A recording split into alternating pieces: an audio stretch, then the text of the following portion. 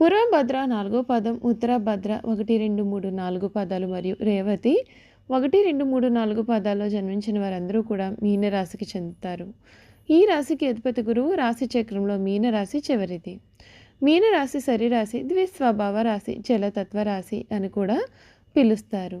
రెండు చేపలు ఒకదాని తోక వైపునకు మరి ఒకదాని తల ఉన్నట్లుగా ఈ రాశికి చిహ్నంగా శాస్త్రాల్లో చెప్పబడి ఉంది. మీనరాశి వారి ఆచార వ్యవహారాలు, తత్వ, వేదాంత, జ్యోతిష్య, హోమియోపతి, గణితం మొదలైన వాటిలో ప్రావీణ్యత కలిగి ఉంటారు. వీరికి గల సంగీత అభిమానం, క్రీడాభిమానం జీవితంలో మంచి మలుపుకు దారితీస్తుంది. ఇతరుల మాయ మాటల ప్రభావం చాలా కాలం వీరి మీద ప్రభావం చూపుతుంది. తమకంటూ సొంత విధానం అవసరమని వీరు నిదానంగా గ్రహిస్తారు. వంశగౌరవం, మంచితనం వీరిని అన్ని విషయాల్లో కూడా ఆదుకుంటుంది. మీనరాశి వారికి సమయంలో వీరి జీవితంలో జరగబోయే మార్పులు ఏ విధంగా ఉంటాయి?